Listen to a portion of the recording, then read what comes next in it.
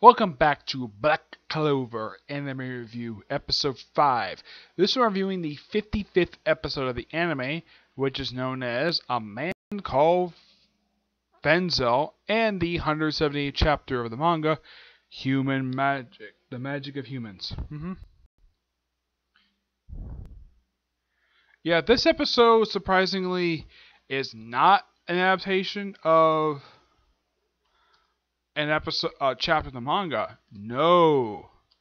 This is an adaptation of a light novel. Yep, a light novel, which makes this the third series where you have an episode of an anime and it's adapted from a light novel. Yeah, I took a quick check of this. As far as I can tell, of all the series I've watched, this is the third one that's done this. The first one did this with Naruto Shippuden. Yes, this was the first one to do this, and it is several times for 2 seasons.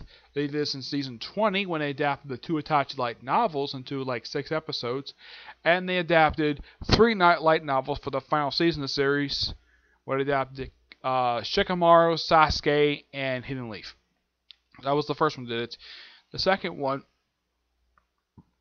as far as I can tell that has done this is Tokyo Ghoul for one of its OVAs, where they adapted 1 chapter from the light novel, and you can kind of say Attack on Titan, because they did that from, well, kind of light novels when they adapted the Captain Levi one and the one for Lost Girls. Those originally were light novels that were adapted to manga and of course adapted into anime. So you can kind of say yes, they're adapted from light novels. Ones I've watched, anyways. I know for fact that Sword Art Online and Re:Zero, those are adapted light novels as well. I'm talking about like episodes of an anime that also have manga that have actually had an episode adapted. They adapt light novel for an episode. I count Tokyo Ghoul because that did, even though the whole series did not adapt an actual light novel stuff for the series, but the OVA does count because it was made by the same studio. Yep. Simply put, this episode is just how Asha met Faradell and how Asha got learned his moves that he's shown for using the whole series. From the look of this episode, it looks like it takes place. I'd say, yeah, it takes place prior to him going to the exam. So it's probably for chapter 3 of the manga, and probably for, I'd say, probably before episode 5. Not 5, more like before episode 4. So it kind of takes place between episodes 3 and 4. That's kind of where you get place this flashback. Yes, Asha gets to learn all the sword moves, how to use a sword, how to stand with a sword, and apparently this happened over the course of like a couple weeks. And then all of a sudden, he talks about like why he's there. And when Asha first meets him, he's running from a giant boar, butt naked. Yeah, apparently he has this thing where he takes off his clothes for like really no reason at all. He does it like 3 times the whole episode where he just goes naked for absolutely no reason. Though the first time, anyways, he explains, oh yeah, he took it off so he can go fishing. Okay, why the heck would you go fishing in a nude? I'm sure you probably have fishing poles or at least nets you can use. Why do you have to go butt naked for? At least kind of explains that. Goes to explain who he is. Asha keeps calling him old man because he's older than him. Yeah, he's like 13 years older than Asha. Yeah, 13 years. After a while, after teaching him, and of course they're training, of course they eat these tatos that, and the reason why Asha's out here in the woods practicing with sword, so he can prepare himself for the entrance exam with the Magic Knights. And after a while, one of his students shows up. I'd say former students, because she was also sent by him to look for his missing fiance from the Diamond Kingdom, nonetheless. Yep, they get brought up again, and then apparently it turns out that she actually is working with a group of Diamond soldiers to bring him back because they want to evaluate the character Mars. Yep, the character who appeared in the Dungeon Exploration arc. Yeah, this is kind of like his first chronological. You see him. This is kind of like his first chronological appearance in his flashback episode. Yep.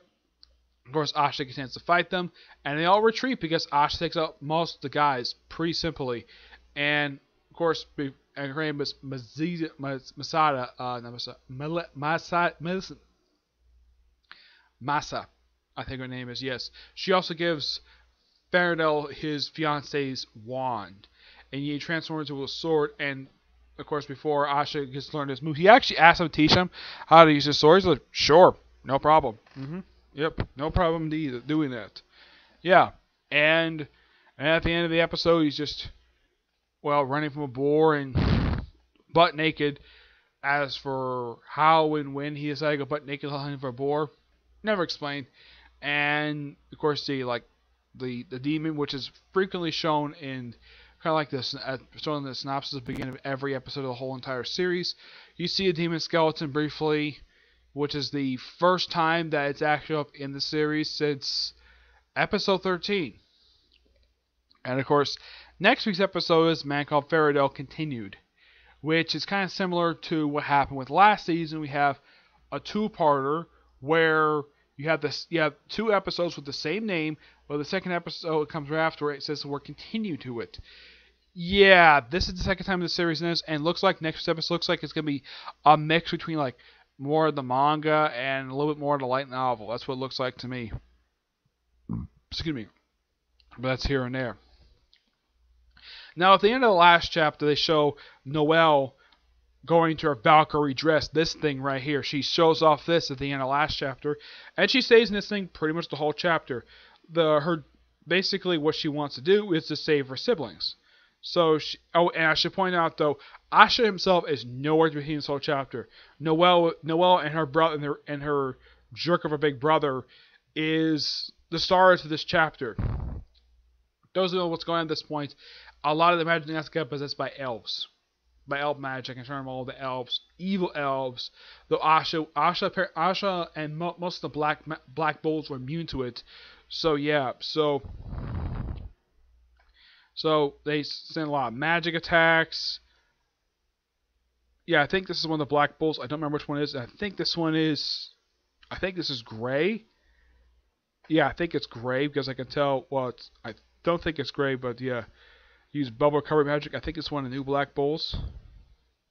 Apparently his name is Zora. He's covered up by this black bandage. He must be a new member joining much later. I kind of forgot about him. It's been a little while since I read a lot of these chapters, but yeah. So protecting the family. You see a flashback of Noelle's late mother. Yeah, from what was explained when she first showed up. Apparently her mother died. It's kind of like her mother died giving birth to her. Basically, her mother died in childbirth. Yep, but she didn't. So yeah, lots of fighting. The Captain Silva. Talk about ash magic, and of course, it's also explained that her older brother has the steel protection for the family. Yeah. We see the Roar of the Sea Dragon. She doesn't use the spell very often, but yeah.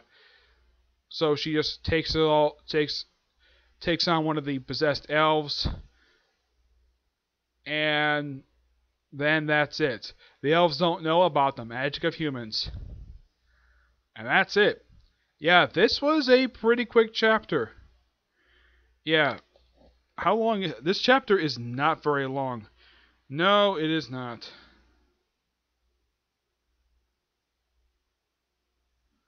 Let's see. I don't think it's even 17 pages. Let's see. It is. I think it's like roughly, because it felt like it was a quick chapter.